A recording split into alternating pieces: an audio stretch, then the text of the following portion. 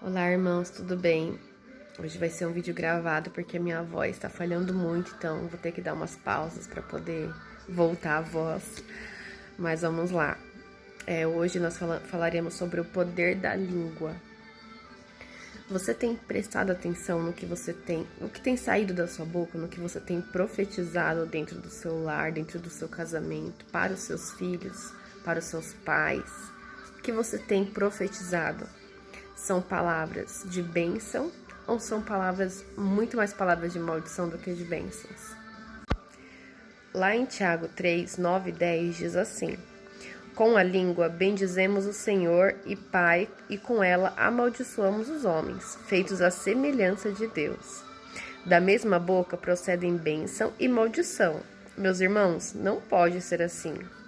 Então a gente tem que tomar cuidado, porque como que a gente vai bendizer a Deus se nós maldizemos as pessoas, maldizemos os nossos filhos, os nossos maridos, os nossos pais? Como? Como que nós podemos maldizer as pessoas e bendizer a Deus? Isso não encaixa, sabe? E lá no Tiago 1, 26 diz assim: se alguém se considera religioso, mas não refreia sua língua, engana-se a si mesmo. Sua religião não tem valor algum. Então, não adianta eu ser cristão, eu ser uma boa pessoa dentro da igreja, com os irmãos, né, na fé, e na minha vida pessoal eu ser outra pessoa. Isso daí é a mesma coisa que a gente leu na primeira, que da mesma boca vão sair maldições e bênçãos. A gente não pode ser assim. Assim como nós não devemos estar em cima do muro, nós temos que estar debaixo da palavra de Deus.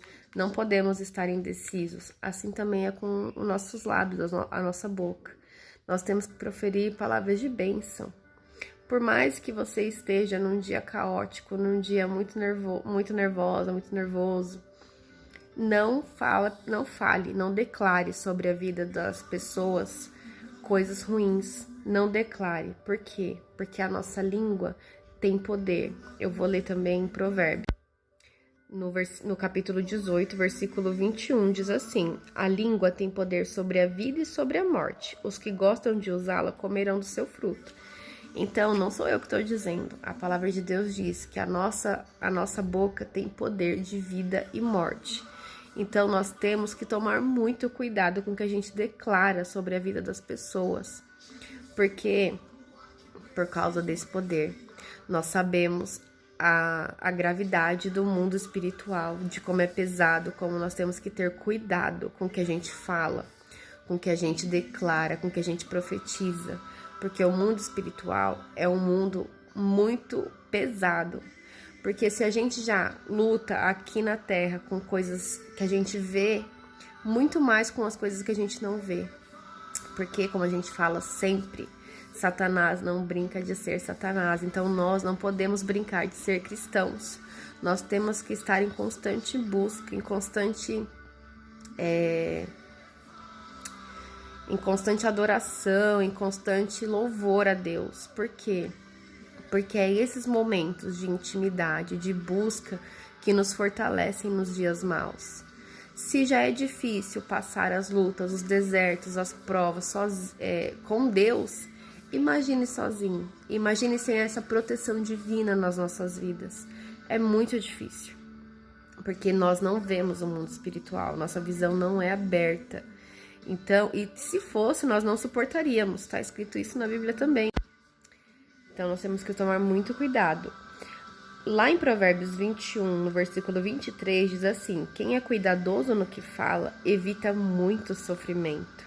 Então, irmãos, nós vemos que em todos esses versículos, e tem muito mais, tem lá no livro de Tiago, tem Provérbios, tem no 1 Pedro, tem Salmos. Então, eu separei vários versículos aqui para ir lendo alguns, para poder falar sobre isso, sobre esse poder que nós temos no falar, pra gente tomar mais cuidado, porque o mundo tá, né, a gente tá vendo aí a palavra de Deus se cumprindo dia a dia, porque, como eu já falei, a palavra de Deus é viva. Todos os dias a gente vê cumprimento de coisas que foram mostradas, não, foram reveladas há milhares e milhares de anos atrás. Então, o mesmo Deus daquela época, de Adão e Eva, de Moisés, de Abraão, de Isaac, Jacó, é o mesmo Deus de hoje. Ele já deu visões de coisas que aconteceria nós estamos em 2024, mas teve mais tempo antes de Cristo vir para a Terra, então há milhares de anos. Então ele já deu a visão sobre tudo isso, já veio nos alertando. A Bíblia não é enfeite da sua casa, pelo amor de Deus, gente. Ó, a minha tô até rasgadinha de tanto que eu ando com ela.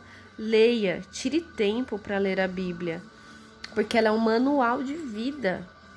Cada vez que você lê ela, Deus te mostra algo que você não percebeu da primeira vez, que você não estava atento àquele detalhe. E ele fala com você, te ministra enquanto você lê. Então ela é o nosso alimento espiritual. Isso é o que nos dá sustento para os dias difíceis. Esses dias atrás aí, nós estávamos reunidas na igreja, eu e algumas irmãs, e elas falaram uma coisa muito interessante. Ela falou assim, às vezes a gente vai orar, a gente ora em casa, às vezes a gente tá até sem o que dizer na oração, a gente tá sem vontade, mas mesmo assim a gente ora várias vezes. Por quê? Porque vai ter lutas que a gente vai passar que a gente não vai conseguir orar. E realmente tem essas situações da gente estar passando uma prova, uma luta, e não conseguir nem ajoelhar para orar, não conseguir ler a palavra. E são essa reserva de oração, de leitura de palavra, que nos sustenta nesses momentos que nós estamos mais fracos. É igual aquela história da areia da praia, que Jesus, Deus, anda ao lado da pessoa e a pessoa vai vendo as 4 pegadas na areia, e em alguns períodos da vida dela, ela vê apenas um par de pegadas. E eram os momentos mais difíceis da vida dessa pessoa. Aí no final da caminhada, ele olha para trás na praia e fala assim, nossa, Senhor, nos momentos mais difíceis da minha vida, o Senhor não estava ao meu lado. Eu só tenho um par de pegadas ali. Aí Deus fala assim, exatamente, eu não estava ao seu lado, você estava no meu colo, aquele par de pegadas é meu. Então essa reserva que nós fazemos de oração, de leitura, de jejum, é essa reserva que faz com que Jesus nos pegue no colo dele nos momentos de dificuldade. Então, irmãos, que nós tenhamos cuidado com o nosso falar, porque isso é como eu falei, nossa boca tem poder de vida e de morte. Então, nós temos que ter cuidado com o que a gente fala, porque isso também nos afasta de Deus, dependendo do que sai da nossa boca. É como se Deus colocasse vinho novo em odres de barro, em odres usados, odres velhos. O vinho vai apodrecer. Então, nós temos que ter cuidado. Cuidado, irmãos. Não declare palavras de maldição na sua família, na sua casa. Evite palavreados torpes, que não convém você ficar falando perto das suas crianças, enfim. Porque criança, ela aprende muito mais sobre o que você faz, sobre o que ela ouve você falar. Ela não aprende muito de você ficar mandando ela fazer isso, fazer aquilo. Ela aprende de ver o que você faz, por exemplo, entendeu? Então tome cuidado com as crianças que estão aí ao seu redor, mesmo que não são seus filhos, mas tome cuidado, porque criança aprende muito fácil, principalmente o que não presta. Então tome cuidado e declare coisas positivas sobre a vida dela. Meu filho, você será uma bênção. Meu filho, você será próspero. Meu filho, você será o evangelista dessa nação. Você será profeta. Você será pastor de ovelhas. Enfim, você será... Enfim, declare. Você será levita. Declare sobre seu esposo, mesmo que ele ainda não seja, declare sobre a vida dele, você será o sacerdote do lar, você será a nossa... Enfim, declare coisas boas, que você vai ver o poder da língua e o poder da oração, o quanto são poderosos se foram feitos em união. Amém? É isso, receba essa palavra e que o seu coração seja preenchido com o Espírito Santo de Deus nesta manhã. Amém? Fiquem com Deus.